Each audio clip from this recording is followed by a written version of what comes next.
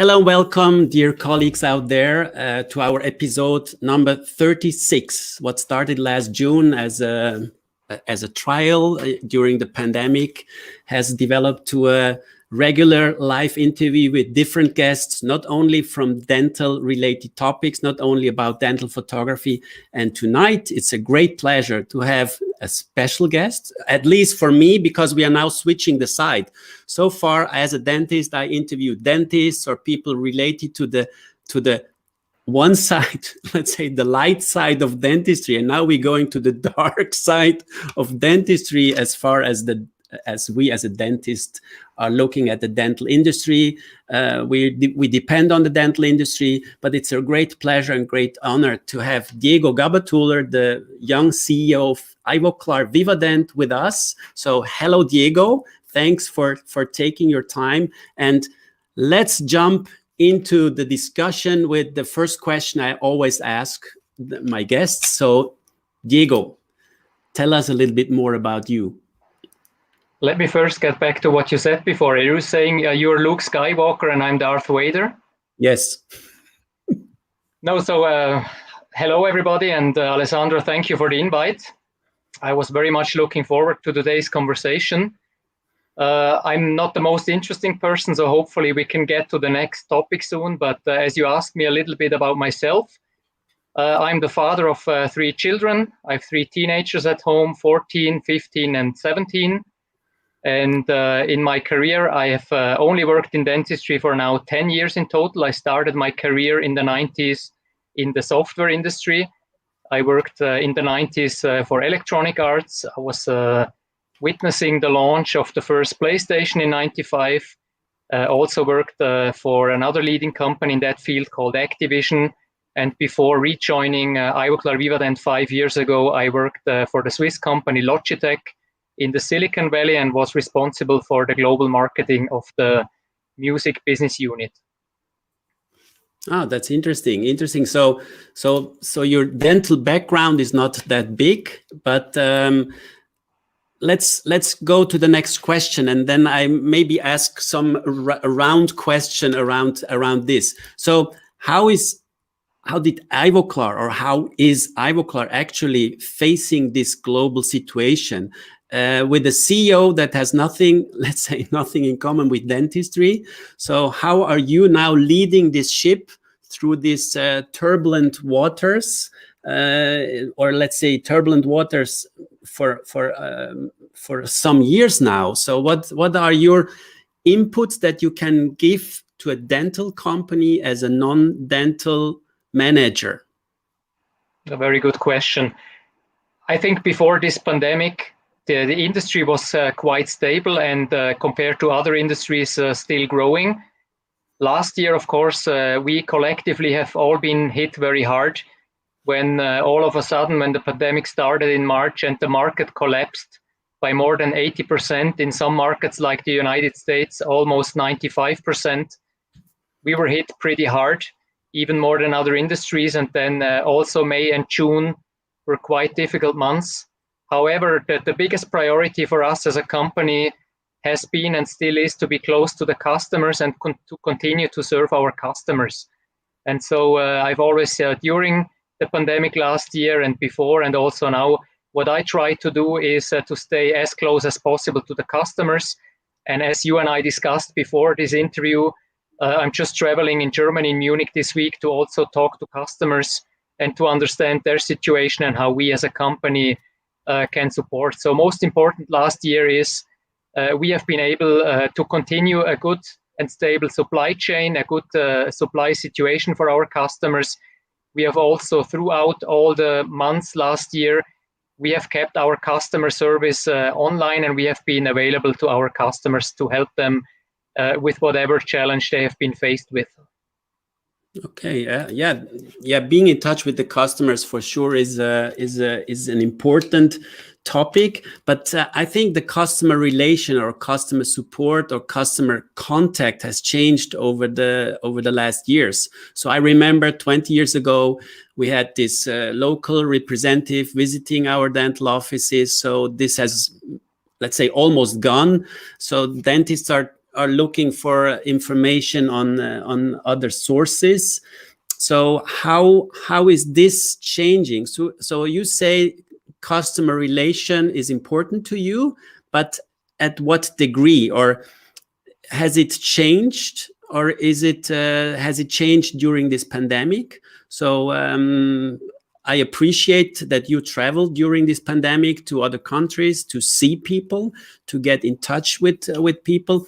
But I have seen in large companies there's a change, and a change that will be continued, to say, okay, we don't need physical contact every day. So big companies will go to 2 days in office and 3 days home office. So how do you see this situation? Is Ivoclar also going in this direction? That's a very interesting question. So what you describe, I cannot share from Ivoclar Vivadent's part, because we grew our field sales force in the last few years, and also last year and this year we continue to invest. And what we have clearly seen is that starting summer last year, that the need from the people to meet again, the customers have asked us, please, when can you come again? When can we have a personal face-to-face meeting again? I think that has not changed. Of course, as we are using tonight, we are also using digital technology to have this interview. But still, imagine you and I, we would only talk virtually for a year. I think we would very much appreciate if we can meet again in person, shake hands, and then have a real conversation and look into each other's eyes and mimics in real life. So when it comes to the workforce, as much as people have appreciated the flexibility, you would not believe how many employees have called me and asked for when they can come back to the office, when they can have physical meetings again with their colleagues. And the sweet spot seems to be between 20 and 40% work from home. So between 1 and 2 days per week. Most people wouldn't want to work remote for more than 1 or 2 days per week. At least that's what I get from the individual conversations I have. And then coming back to the customers again, I was traveling the week before last in Vienna with our field sales. We visited 10 customers together within 4 days.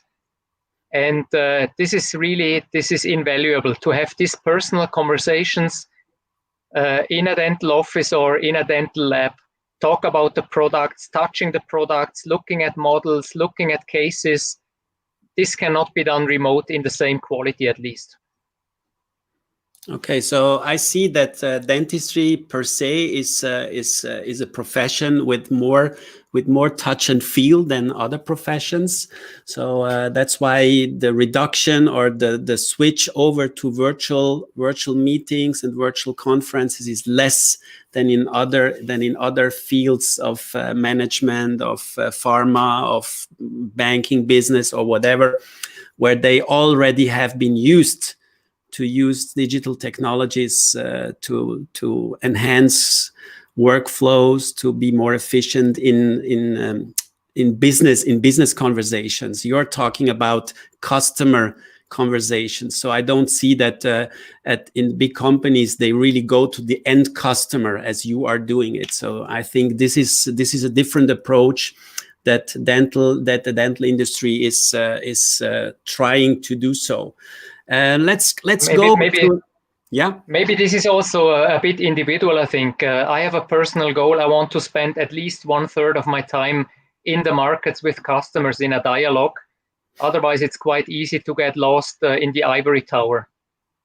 Okay, yeah, that's an interesting approach, and I appreciate that you're going into the field and learn what the customers wants, what their needs are, and then react also a little bit in a more efficient way. So let's jump to the next question that is quite related to this topic.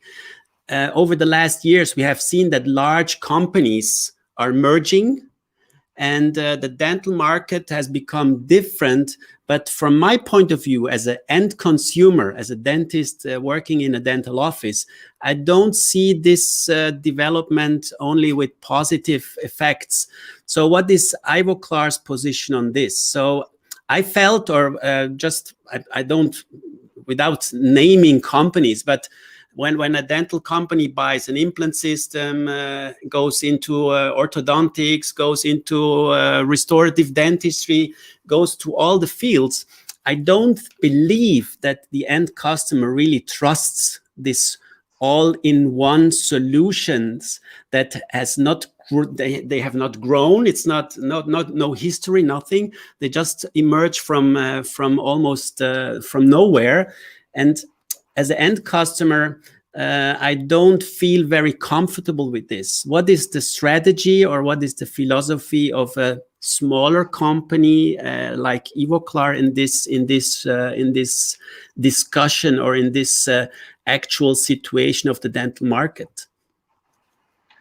I think size is not the most important aspect anyways. And interestingly, we go into the opposite direction.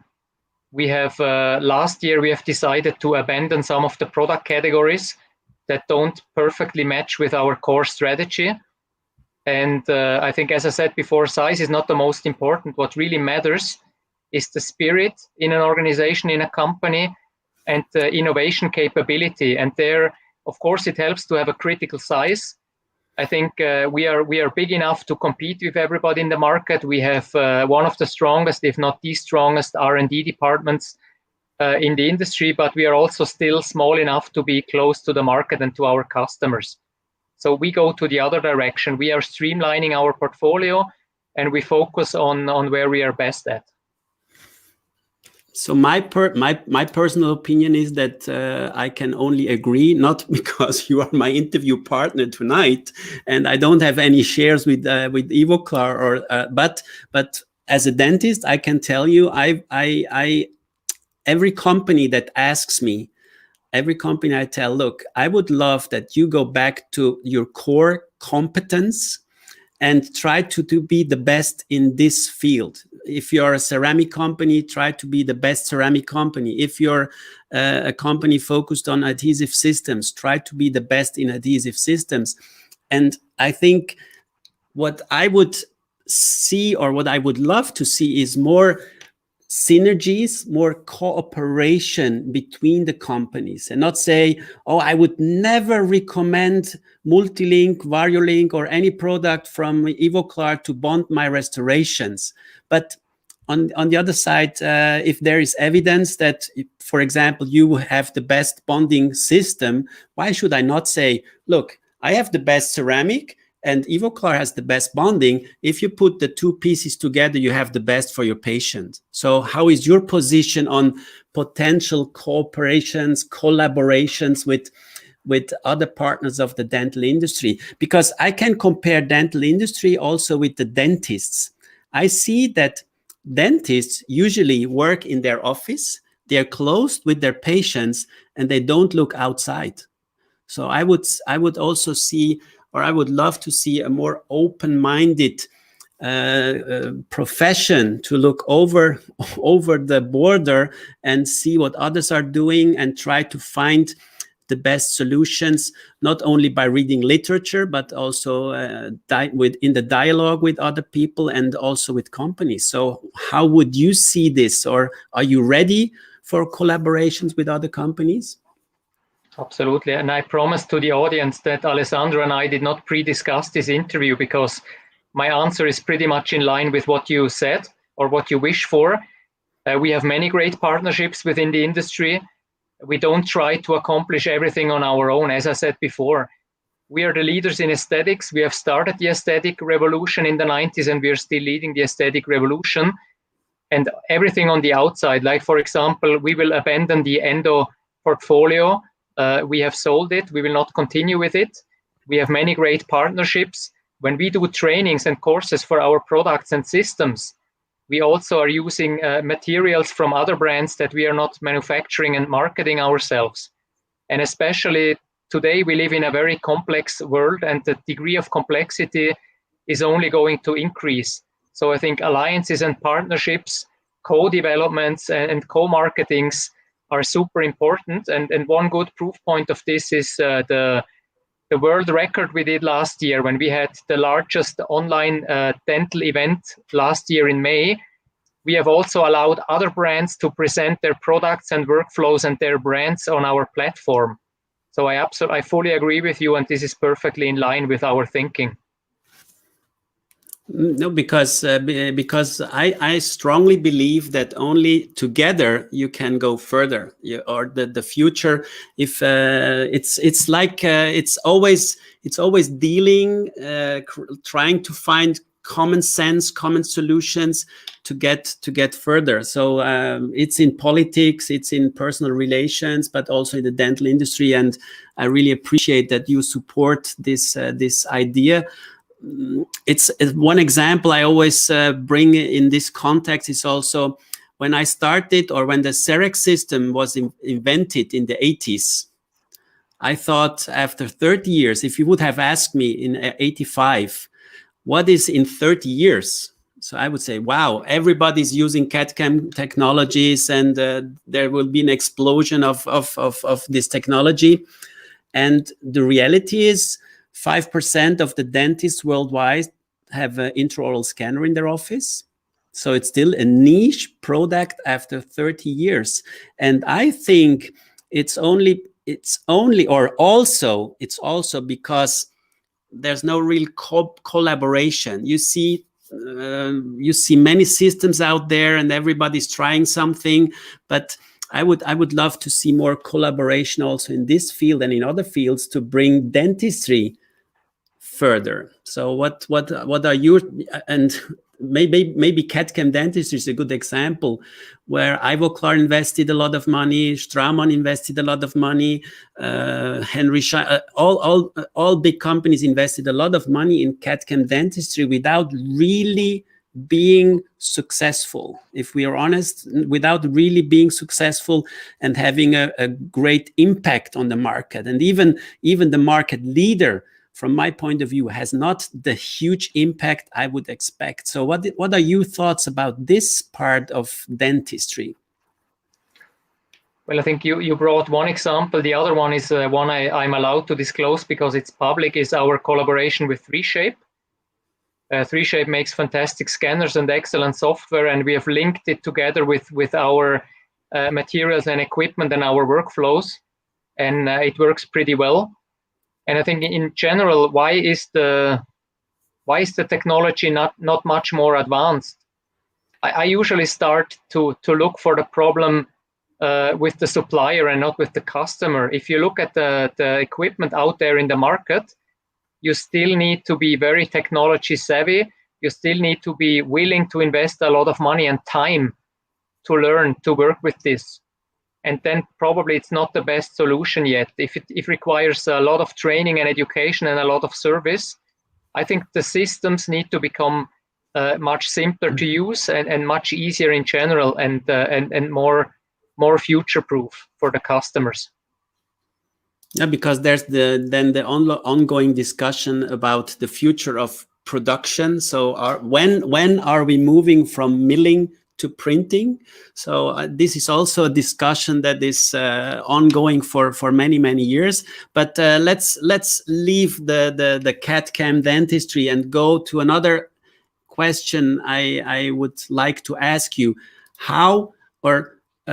This was the other question. What are your plans? Because I know that Ivoclar is one of the few family-owned dental companies. GC is family-owned, Vita is family-owned, Ivoclar, I don't know if there are any other family-owned dental, large, smaller for sure, but larger dental companies out there. So what are your plans, or what are the plans of the family, of the owner of Ivoclar with the company? So the fact that Ivoclar Vivadent is a family-owned company was one of the major reasons why I joined the company, aside from the technology capabilities and also aside from all the other strengths the company has. So what are the plans? Basically what I outlined before. We want to remain focused on our core competence, which is leaders in aesthetics. And we just every day we want to get better in what we are good at already. I think there's still a lot of improvement, as I said before. It can be easier, it can be faster, it can be better. And that's what our R&D department and everybody else involved is striving for, to really deliver better solutions to our customers and to the patients in the end. Okay, but when we prepared our interview, you told me about two main topics. So you're talking about the aesthetic dentistry part with your materials, with new concepts you're following with Smile Design and partnerships with CAD/CAM companies or scanner companies. But you mentioned the other side, oral health. So yes. Tell me or tell us a little bit more about something that Ivoclar is working on for decades, and you told me that this is like a hidden gem of the company that you also want to bring to more life. So that is also something that I saw from GC. Also, GC is trying to push oral health or supporting oral health. I think this is an important topic that I would love to hear more from you, because this is the part that some companies might not be really interested in, because you are cutting the branch you're sitting on. So when prophylaxis, when all this prevention started in Switzerland in the 60s, we were told, yes, dentistry might be disappear, but it did not disappear because for different and obvious reasons. But what is your focus in oral health, and how can you, or are you trying to improve awareness and let's say the readiness also from dental professionals worldwide to focus more and switch from operative dentistry to say, okay, I have a drill and I need to use it, from more doing prevention. So in many countries, prevention is underpaid, and there's still a discussion about if something is not paid for, I will not do it. I had an interesting discussion with Howard Farron. He's a dentist from Las Vegas. You might know him, the founder of Dental Town, a very nice guy. And he told me that he discussed with dentists in Japan and other countries, and they say, okay, if we only get $100 for a root canal treatment, we prefer to extract the tooth and place an implant. And I told him, I really got mad. I got angry. Saying, no, you cannot do that. If you only get $100 for a treatment that you think I don't do it, then don't do it. Don't extract the tooth. Don't do anything else, but just say to the patient, look, I can't do it. So this is an interesting topic, and I would love to hear your position on all this. Yeah, it's we have 2 years ago, we have added to our vision statement, we have added to Beautiful Natural Smiles, we have added promotion of good oral health around the world. And I think that the two most important things we should focus on collectively as an industry is good oral health prevention and minimal invasive restoration. We should maintain the natural tooth as long as possible. And of course, the first step would be good oral health and prevention in the office, but also at home. And there we are developing right now quite interesting products and concepts. It requires good products, good concept, but also good communication to make it attractive for the consumers, for the patients and the dental professionals.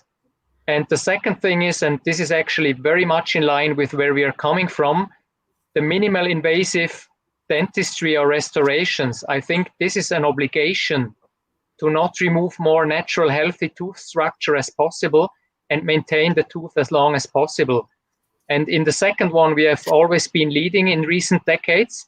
And the first one, the promotion of good oral health and prevention, we have now started to accelerate with the development of new products and concepts that are going to come to the market very soon.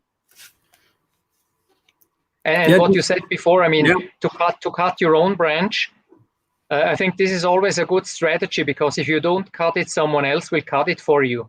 I mean, we have known this phenomenon in recent years in other industries. And I think this is also something that is strongly driven by the owning family of the company.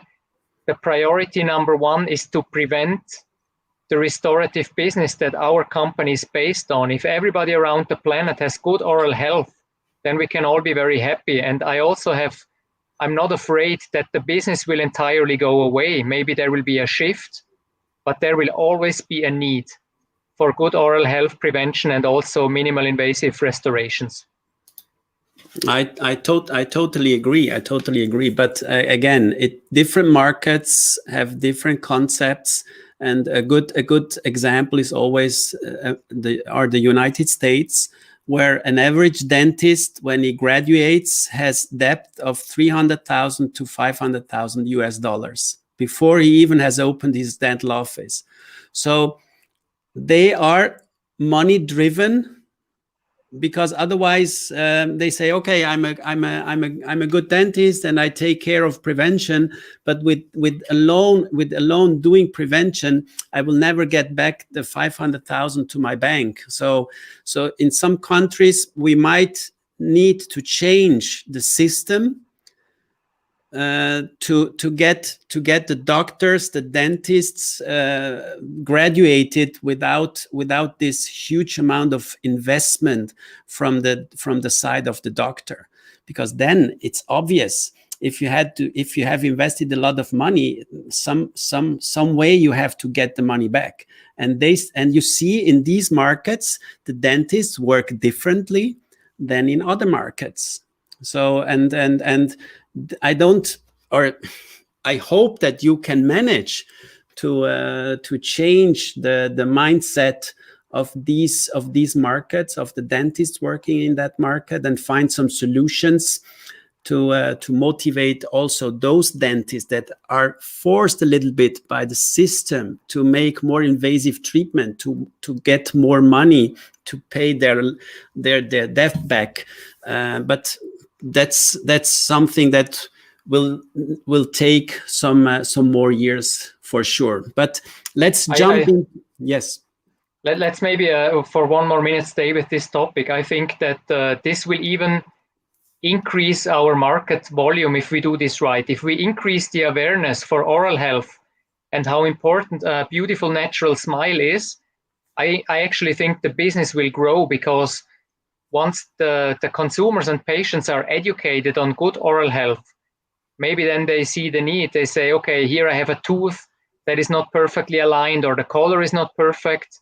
And there, of course, it makes sense then to start with the respective minimal invasive treatment. And one mega trend that we should not forget with this regard is the dental hygienist. We have now more than 600,000 dental hygienists around the world that are helping people with professional tooth cleaning, with educating them on good oral health. And also more and more countries, and I think it's now 3 states in the US, have now allowed dental hygienists to work independently and serve their customers. And I think this is a trend that is going to accelerate in the coming years. That's interesting and also very important. I have a small side comment from one of the listeners. Never seen a poor dentist, but my answer to this colleague out there: it depends on the country and on where you are. So there are also poor dentists. Not all dentists are rich and drive Ferraris and Porsche. I can tell you, because I have traveled the world and I have seen also hardworking dentists. For example, if you go to Eastern Europe, the average income of a dentist in Poland, in Hungary, or in the Ukraine is 500 euros a month. So how can you become rich with 500 euros a month? So this is just a side comment to this. Maybe the reference is to Switzerland, Alessandro. Yeah, maybe, but also in Switzerland, the average income is going down. And that's why the number of female dentists is growing, because this is without being against women or anything, but the job decision of male students is correlated with the potential income they can generate with a profession. And this is a fact. So in the 80s, everybody wanted to go into the banking business. Maybe in the 70s, a lot of people wanted to become a dentist.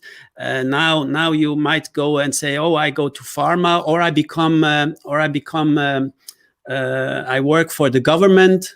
So to have a sure, a safe and a high income. So these are changing things, but that would be another discussion. So the next question I would discuss with you is, we already started. Is the future of the dental industry digital? So I know that Ivoclar is working on digital dentures. You're working on different VR, AR, and other topics. So how do you see the combination of the digital world and the analog world in the future? This is also in relation, only 5% of the dentists have a scanner. So most of the dentists are still taking impressions and working from, let's say, our modern vision, very old school or very old style. So how do you see, or how quickly will digital technology take over in dentistry? So the most beautiful things in life will always remain analog to start with. And on a more serious note, coming to the industry, we believe that dentistry will remain analog in most parts for a very long period to come. Yes, we are working on digital projects like the digital denture, but I think that most of the market for the next 10 years and even more will remain analog, and we have invested a lot of R&D resources into developing also new analog products and services. So the digital, I think, will remain a minor part in our business and also in the entire market. I think maybe the one thing you mentioned is the intraoral scanners. Maybe first another number. I've just looked at the figures. The total digitalization of dentistry, including offices and dental labs, in the last 5 years has only increased from 13 to 15%, and this is on a global scale. If you look then into the intraoral scanner business, I think this has tripled in only the last 3 to 4 years, and is this year surpassing $1 billion in market volume. But I think, that makes a lot of sense to capture the situation digital versus analog. But many working steps that follow after this will remain analog for a quite long time from my perspective. Yeah, I completely agree with you, because we see more digitalization in the labs, less in the dental offices. So we will have this so-called mixed workflows, analog impression, scanning in the lab, and a combination of, let's say, take the best pieces and make the puzzle and get the best product at the end for the customer. So that's really what I see also from my side. So and what will always also remain analog is the art and the craft of our customers, the dentists and dental technicians around the world. Even if you work in a digital workflow, when I talk to customers, what they tell me is when the young dental technician starts to work in the workshop, they teach them analog art and craft before they let them work on the computers, because they say only then they can really work at their best and create the best outcomes. Absolutely. I agree. I totally agree. And dentistry will remain handwork for many years to come before we will be replaced by robots. I think this will take longer than we think, and our hands are still the most important tool in our daily work, and that's why we also need personal contacts, we need personal workshops. But I think digital technologies, including digital learning tools, will improve the quality. It's like if you could prepare. One of my sons gave me an example. A guy who was the best driver in a simulator. They put this young guy in a Formula One car, and he was astonished. He was almost as fast as the Formula One drivers, because he trained himself in the simulator thousands of hours, that he was really great. He was not performing as the best drivers, but he was astonishingly, it was better than everybody expected. And what I want to say with this is, I would love, or we should use technologies to get the dentists, the lab technicians to a higher level before they come, for example, to Sean, to your training center. So then you can reduce the time and be more efficient in the hands-on training and not spend days to get the basics repeated. I think this is also something that you're working on. Is that correct? That's correct. And maybe there's an analogy. When I did my studies, the professors gave us the books to read at home, and then we really worked on case studies during the studying. And I think we are working on many things. And the second part of your questions included augmented reality and virtual reality. And as you know, we have an app called Ivosmile that is helping to simulate the smile to the patient in an augmented reality mirror to really discuss the options and to increase the conversion rates with the patients in a very, very good dialogue between dentist and the patient. But again, I mean, you brought a very good example with the Formula One car. The first part of the preparation is good. It's more efficient, more productive. But then you need to sit into a real Formula One car to come from good to great and to come to perfection. Absolutely. It's always the combination, and especially in the dental field, we need the hands-on training, and we are all looking forward to get back to more hands-on training in the near future. So what I heard from you and from Patrick Frank, I didn't know that Ivoclar will celebrate its 100th anniversary in 2023. That's in 2 years. So can you already tell us something about your plans? I know that this will be a huge event, or I don't know. Can you tell us a little bit more about this? Absolutely. So by coincidence, our new headquarters that we are currently building in Liechtenstein will be inaugurated together with our 100 years anniversary. So of course there will be a party. And we are also working on something for our customers. We are working on some limited editions for our equipments. We are working also on some activities. We want to give something back to our partners and customers. Not only celebrate our 100 years anniversaries, but also celebrate together with our customers and partners around the world. Of course, we will also have activities for our subsidiaries, the employees and their families to celebrate these amazing 100 years together. So I'm really looking forward to that, and we will see more information to come in the near future. So I think what is interesting is that when we discussed the 100-year anniversary project, what we said, it is more important to look forward than backwards.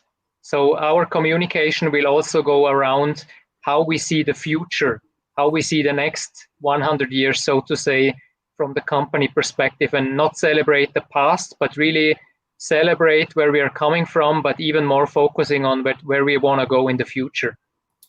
That's even more interesting. And so I'm really looking forward to this exciting event, or this year of celebration. I think it will not only be one event, but a series of events and activities around that. So a question to sum up our discussion and come to an end of this very interesting talk with you is a question I always ask all my partners when I'm doing interviews, is because this is, from my point of view, one of the most important questions, and I'm always looking forward to what answers I get to this question. What advice can you give to young colleagues? Sure, I'm talking about colleagues, dentists and lab technicians out there who want to start the profession. What can a CEO of a dental company give as an advice to these young people? I think number one would be follow your heart, do what you're passionate for, and experiment in the young years. I've worked in different industries. For example, when I was in my 20s, I stopped working for 1.5 years and went on a world tour with my backpack. And this was an invaluable experience for me. What other advice? I think look for good mentors throughout the career, people you can learn from, and this can be from any direction. reading many books, and also don't be afraid of failure. I think failure is the only way to learn.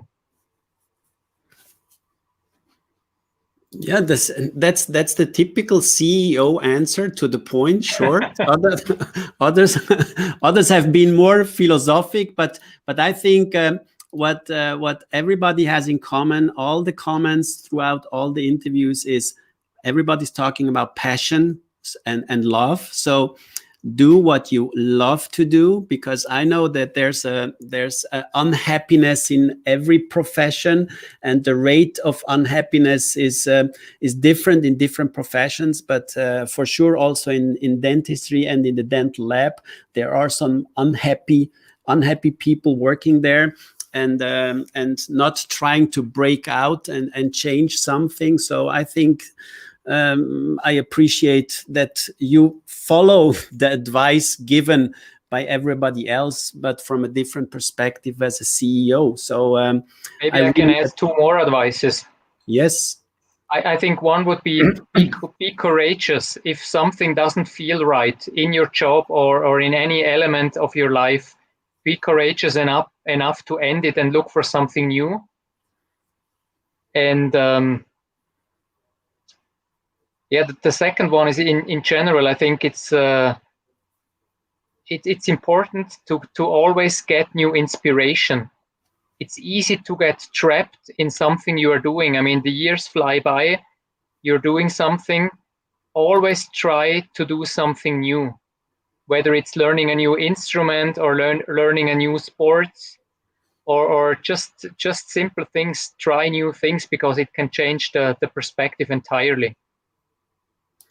Yeah, and basically also not just focus on your job. So I see especially a lot of dentists that are really trapped in their offices, and when they reach 65, they don't know what to do, and they keep on working, and because they have no other hobbies or no other activities to do. So I completely agree with you, and it's important to start already when you're building up your office. And I know that this is a hard time, and you spend a lot of hours in your office because you have to start your business. But nevertheless, also in this beginning, to think about what there's something beside the dental life. So I agree completely with you. So Diego, any final words from your side? No, I appreciated this conversation with you very much. It's incredible how much we are aligned on many topics. And I think it's a privilege for all of us to work in such a great industry. I think, look at what we are doing. We work in an industry. I work for a company where technology, healthcare, and lifestyle come together. We are working in an industry with a very high degree of innovation. It's a very interesting industry. It's a high-tech industry on one side, but on the other side, we have a very strong collective mission. We are making people smile, millions of smiles that we can create together around the world. And I think this is something that gets me out of bed in the morning.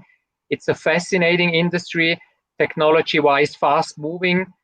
And in the end, it's also an emotional product. And we are working with people. And I find this very, very refreshing and also very inspiring on a daily basis. I really enjoy what I do, and I'm also very privileged to work with very highly motivated people in a company with a very, very strong and unique family spirit.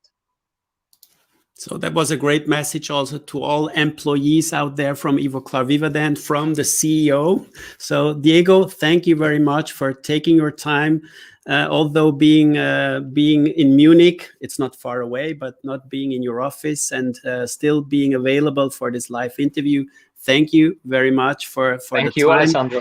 And to all out there, see you next week with another interesting guest. Subscribe to, I have to do some advertisement, Diego. So subscribe to my YouTube channel, and stay tuned for my activities on other accounts. And I'm sure, Diego, there's a lot of projects we can do together in the future, because I really share your passion, and I hope you share my passion.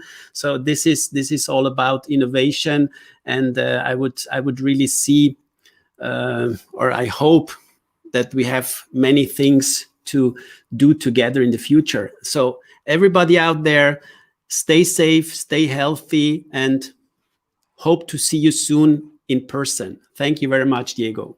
All the best. Thank you. Bye-bye. Bye-bye.